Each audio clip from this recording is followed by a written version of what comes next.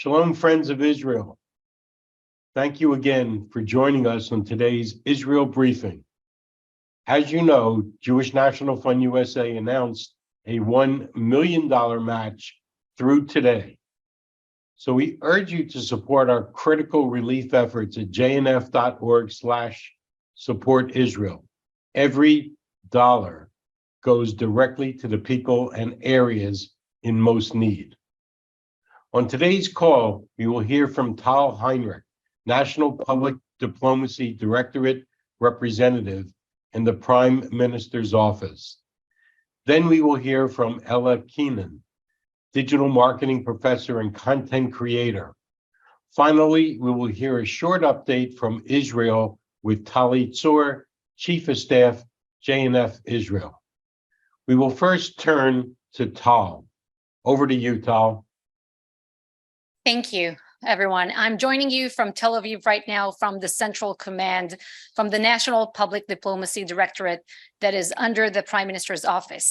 But I will start, I'm talking to you in this capacity, but I will start on a personal note because I live in New York and I got called up. I was in New York when I heard of the horrific October 7th massacre.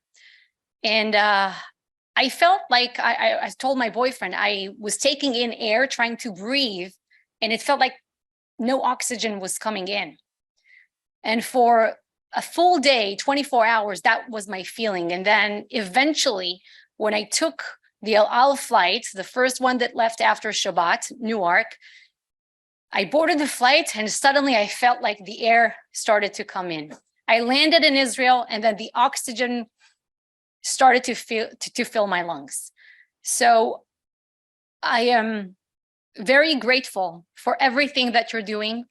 I must tell you that everything that you're doing, you're saying in all different kinds of support, if it's on, through your donations, social media, prayers, in every different level, it's being felt here on the ground. Not only here where I'm based, but every person in the country, people are aware of that. It is very reassuring. And also it matters to our soldiers on the front lines. Everyone in Israel is doing their part right now. If it's the soldiers, if it's the civilians, there is so much solidarity and unity that you're feeling here.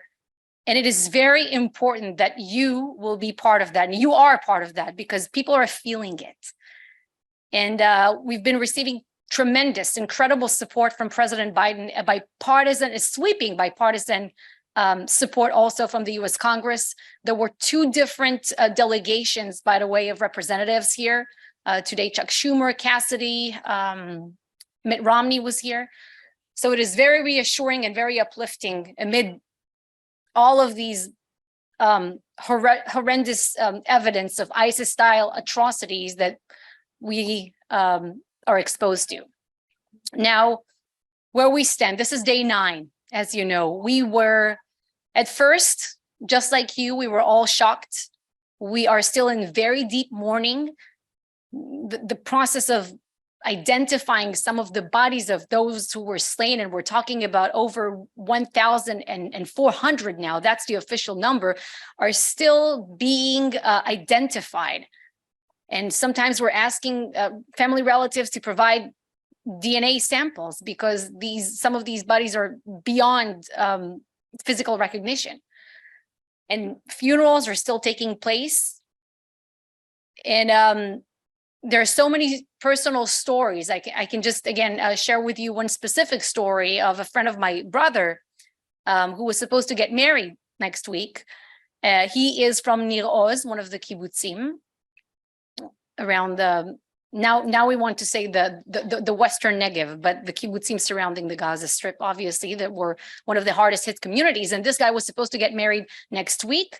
Out of 13 of the guys who attended his bachelor's party, 7 are either dead or missing. And this guy, he got called up for duty in one of the IDF's elite units. And there's so many little stories, human stories of pain, but also of bravery. Today, by the way, the Prime Minister has met with some of the families of the abducted. He has also met with families who lost loved ones. And I'm not sure I should be telling you this because you know how small Israel is. Everyone in this country either knows someone who was killed or knows someone who was abducted or injured, because the number of injuries, the numbers are staggering, or knows someone who serves in the reserve force or the mandatory in service in the IDF. So we're all in this together.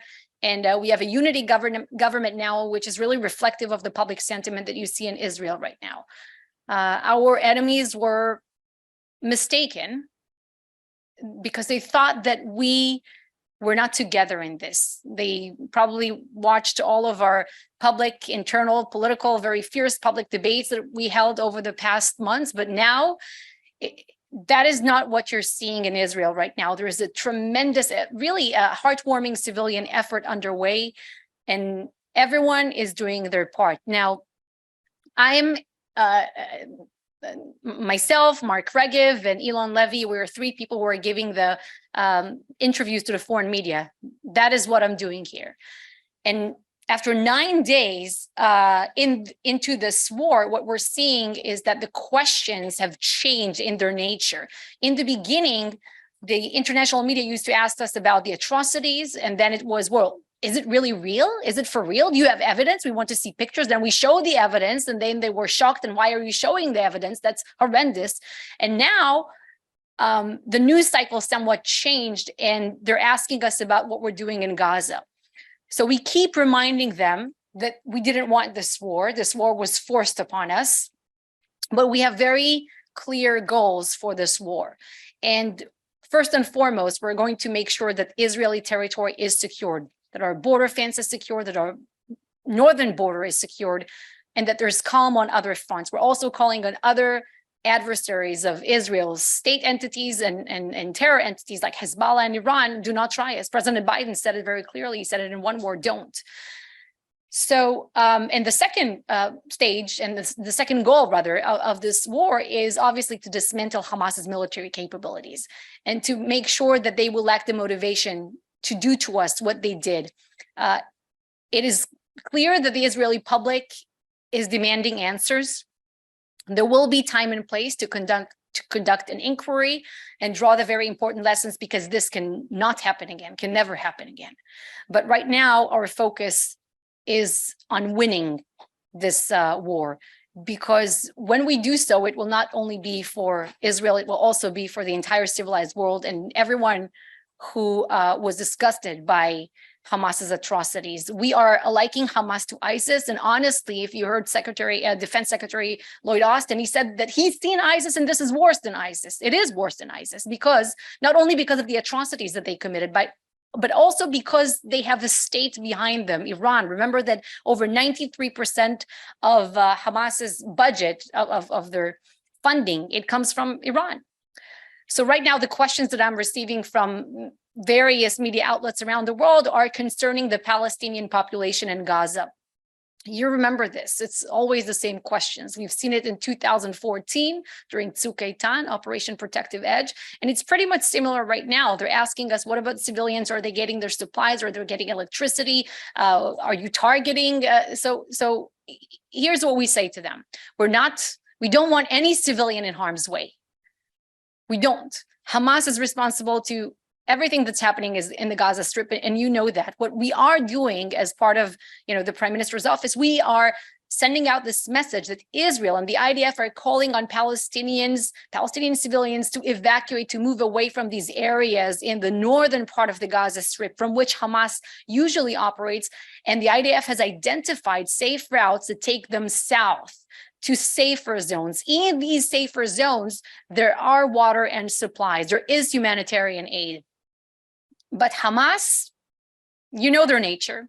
They're setting roadblocks. They're telling on civilian population to stay put. So this is part of their mission. They're using their own population as human shields. And well, they cherish death. We cherish life. If you have questions, I think you can refer them to me, right? Tal, actually, what we'll try to do is we'll try to screen some of the questions for you if we can. Okay, good. Efrat, do you know if there's any questions in the chat room that we could refer or Yale to Tal? I do have one question. Mhm. There Yes. are concerns regarding calls to consider the humanitarian aspect of Israel's retaliation. How should we respond? Mhm. So yeah, there's always also this question about proportionality. You see, proportionality is not tit for tat. Proportionality, according to international law and also according to common sense, is doing what it takes to achieve an objective military goal. And our military goal, as I stated, is very clear in that respect. We're going to dismantle Hamas and just cripple this organization. We're not in it to deter Hamas, degrade Hamas, contain Hamas. This time, we want to dismantle Hamas. And when we do, it will also benefit the Palestinian people, the ones who want true peace. So this is what we say about proportionality. And also, you can refer to historical precedents and ask, what about ISIS? Would someone have expected the international coalition to defeat ISIS to also provide electricity to ISIS while they are on their mission, or supply Japan with electricity after the attack on Pearl Harbor, for example? So this is what we say. So, Tal, thank you very much for your time. It's been incredibly important for us to have you. We respect your time. We're going to move on, but we may call on you again if you can allow us to. Of course, and let's hope that this all ends quickly and that I'll get to see you face to face in New York. Soon, thank you. Soon. Amen. Toda. I'd now like to call on Ella Kenan, digital marketing professor and content creator. By now, many of you have seen the Hamas equals ISIS narrative all over social media. And Professor Kenan is the initiator of this powerful campaign. Ella, please take over. Thank you so much. I would like to start by saying that I appreciate the compliment of me being a professor. I'm not. I'm just a digital marketing professional, but thank you so much for this. On another personal note, I would like to thank each and every one of you and all the Jewish community in the US for everything that has been done and the support of Israel. I'm not saying it as part of the government or representative, but as a personal note of mine. It doesn't go unnoticed, and it's something that we're all talking about in Israel. So I wanted to start with that. So thank you so much. This will be a very short update. I want to just start by saying how we started it, and then how did it reach where it reached? How did it help Israel? And how are we adapting in terms of narrative to the second week of this war that was forced upon us once again by people that don't cherish life. So as you probably know, or you experienced the same, during Saturday, I think all of us were pretty much in shock, horror, and anxiety. I felt the same. By the time it was Saturday night, Israel time, people didn't fall asleep because the government and the army couldn't tell us if there are still terrorists inside of Israel and where they have reached. So we didn't even know if we're next, if that could reach our neighborhood. This is what we went to sleep with on Saturday night, just for you guys to feel the horror that we felt on Saturday night.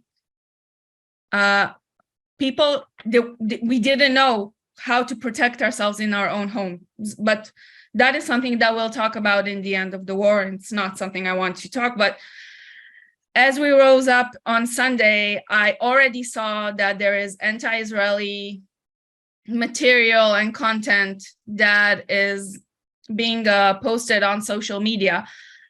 by people that you would probably say that they're normal citizens in Western countries that support Hamas, which doesn't make any sense because this is like supporting ISIS, who kills, butchers, burns babies alive, rapes people, and kidnaps elderly people and disabled people to the Gaza Strip. Like, how could you support that?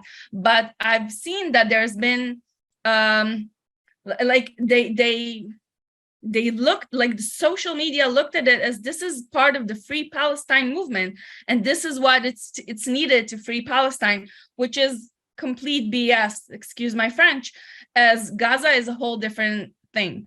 And on Sunday night, I wrote a narrative with a complete messaging that I think that we should use, and I created some content.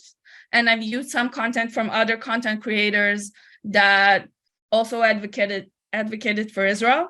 And we posted that for a Sunday night. And we were the first people. And that's where I suggested to use the Hamas equals ISIS hashtag, which I think is completely true. And it really blew up all around the world.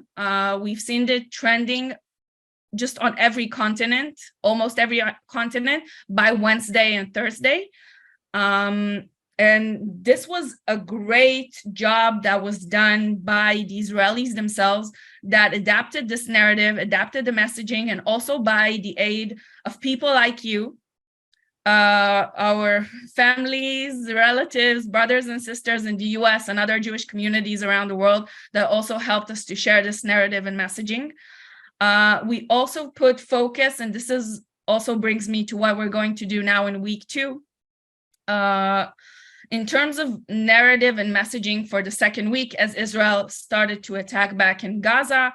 And unfortunately, and I'm saying this is how the world sees it. This is not the way I see it. The horrors, it doesn't stay with them. They were in shock for a week, but it won't last like that. For a second of all, we also have really bad images from the Gaza Strip. I want to join Tal and say, this doesn't make me happy. No dead children or people suffering, even if they are my enemies, even if they educate their children to kill me, doesn't make me happy. Revenge doesn't serve me. There's only one thing that serves me, to live freely and safely in my own country. This is the only thing, and this is the solution that we need to get to. So we need to deal with this. So I was, just to, in a sentence, I was in the intelligence corps in the IDF for 7 years. So I don't know if anyone have read the Hamas charter, but this is something that we've put a lot of emphasis on, and it could make people relate also with Hamas's ISIS, but also with other objectives. Hamas says clearly on its charter that they are planning on killing all the Jews as part of their war as Muslims in the infidels. And the infidels are not only Jews, they're also Christians, and they're also people that are just non-Muslim. So for us, the West is next.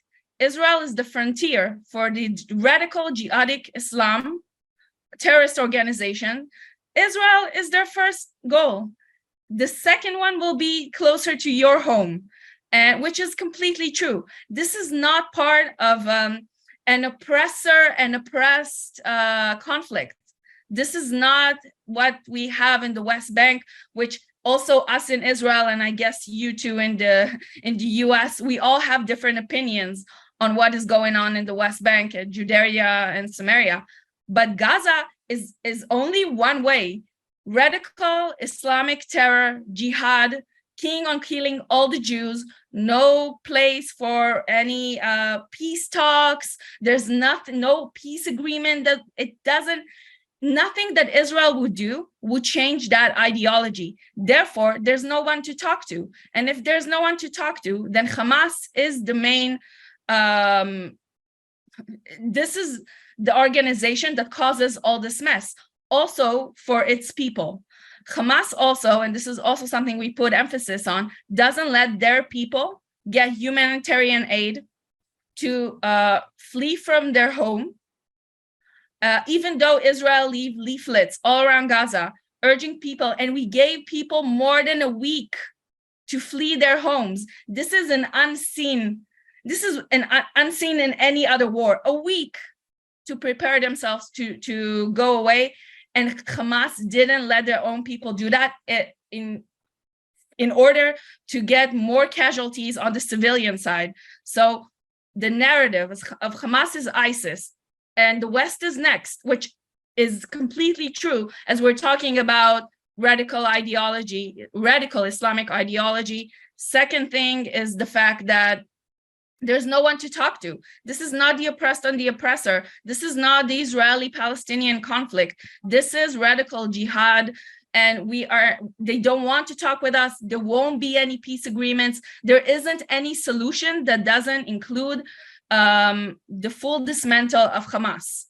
The third thing is that Israel is doing all it can not to bomb civilians and not to hurt innocent lives. This is really hard when the other side uses children and families in order to use them as human shields. And we see that on Hamas Telegram groups. We have full access to that. They don't even hide it. It's really easy, and we use this material. And in the end, I'll explain to you exactly where you can find more of this material as well. So this is on our narrative for the second week. I don't know what to say regarding the third or the fourth week. This is where we are at now. I want to tell you a few good things that happened from this narrative. This was completely made by civilians. I wrote it down, and hundreds, I think it's more than 100,000 Israelis for sure. Hundreds of thousands of Israelis joined me on that, and we were successful on bringing this narrative worldwide. I know because a lot of foreign press approached me on that. I know because a lot of foreign people started following me, writing to me. So I knew that this was, that we reached it really globally. And also the hashtag we got, like, usually I'm in Israel. Okay, I'm in Herzliya, just north of Tel Aviv. So I could see that we're trending, but it shows that geographically.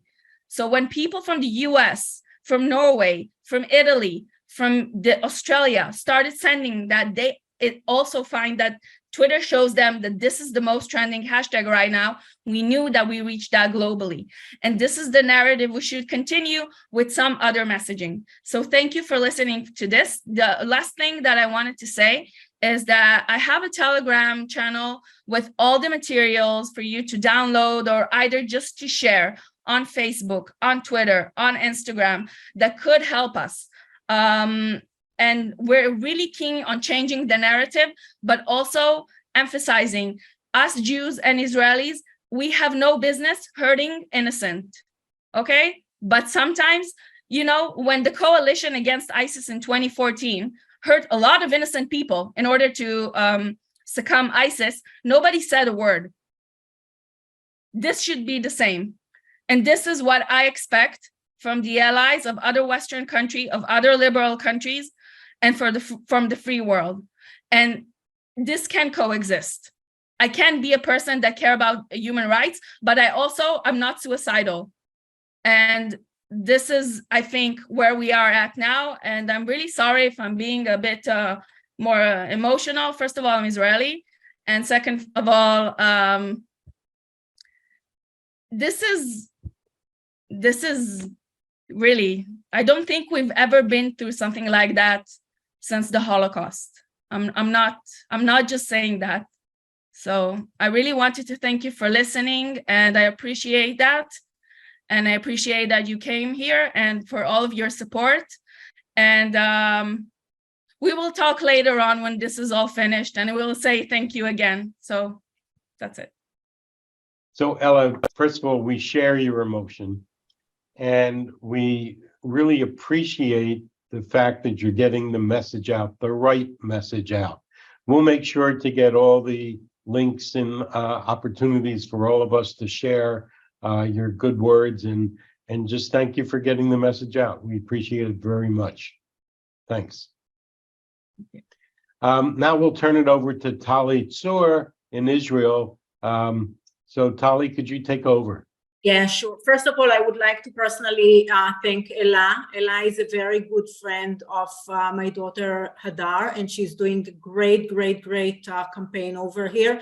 Ella, if you don't mind, please in the chat share your links. We're gonna share it later on and send in a follow-up email to everyone. But if you can share, all the ways to follow you and to contact you and whatever, or the Telegram, whatever information you can do through the chat, we will appreciate it. Sol, would you like to check if there are any questions to Ella before moving on? I think we're going to move on just from a time sake. Okay. So, as I told you last week, we spoke, last time I saw you was Thursday. Things are changing here every second, and we get more and more requests and updates from the area. So while last week we were concerned about how to evacuate the communities, for 4 kilometers around the Gaza Strip, and then 7 kilometers about Gaza Strip. This entire area, 7 kilometers, every mile is 1.6 kilometers. So 7 kilometers from Gaza Strip, this area is declared as a closed military zone, except for farmers, believe it or not, who stayed over there. I'm thinking of their cucumbers and pineapples, who's gonna pick them? So they stayed over there, and with the special permission from the military, they have to take care of their fields. So except for farmers and some rescue or like the small, I would say, protection unit of these communities, everybody else has left. I'm reminding you that this area has more than 70,000 people, and most of them either found their own way to family and friends throughout the country, or moved as a community to different regions in Israel. What regions? Obviously, you hear the news. This is not to the north, right? And this is not to Tel Aviv. They moved to Ramat HaNegev. They moved to Mitzpe Ramon, they moved to Arad, they moved to Central Arava, they moved to Eilot region, they moved to all the other southern part, the eastern southern part of the state of Israel. What does it mean? When we speak about community of Central Arava that counts about 5,000 people, and they have absorbed so far 2,000 people, or Eilot region, another 5,000 people who absorb 2,500 people, or Ramat HaNegev that absorb. That means that they, first of all, they either stay, I don't know, bed and breakfast or very small hotels that open their doors for all the evacuees. And that means that small communities throughout the Negev and throughout Israel have to take care of a population that is doubling themselves. That means that they have to feed them, entertain them, make sure they have Wi-Fi and connection, make sure that there's something to do with their kids, make sure that they have mattresses if there's not enough mattresses in the rooms, or blankets and pillows. And all of a sudden, we're starting to get requests, and I feel as if I'm watching myself in the Lebanese news. It was yesterday's in Lebanon and today's in Israel. I have communities of thousands of people that are asking to support them, to feed them, because they have to take care at least of one hot meal a day. And guys, I'm not a crier, you know me, but people need to eat. They didn't move to another apartment where they have a kitchen and a stove and everything to cook. They moved to a room where they have to either purchase in the local supermarket, or somebody has to prepare the food. So I'm proud to tell you that today we have approved $100,000 for Central Arava for food, $100,000 for Ramat HaNegev, $100,000 for Eilot region, and so on and so forth. But and for mattresses, and for blankets, and for pillows, and for tablets, and for anything that can improve their life and make them, feel better and safe and in whatever, as much as we can do that. I'm looking at my phone because I would like to read to you one of the messages that I got from Elot region after we immediately confirmed it. He tells me, thank you so much. I've been panicking all day about how we make it through this week. You means you guys, the Jewish National Fund supporters. You have given us breathing space and allowed us to continue concentrate on providing safe haven for thousands of people who have been forced out of their homes. JNF-USA are true angels in these dark times. So we're also supporting Adi Negev, the hospital in Ofakim, which was it was a miracle that, the junction before and the junction after Adi Negev was attacked by the terrorists, and Adi Negev was a safe place. We're supporting them, opening a trauma room for both civilians and soldiers. We are already getting requests to evacuate communities beyond the 7 kilometers. We don't count them, but the 7 kilometers is nothing for the Hamas. Tens of communities that it makes a lot difference to them to be evacuated and to move to other places.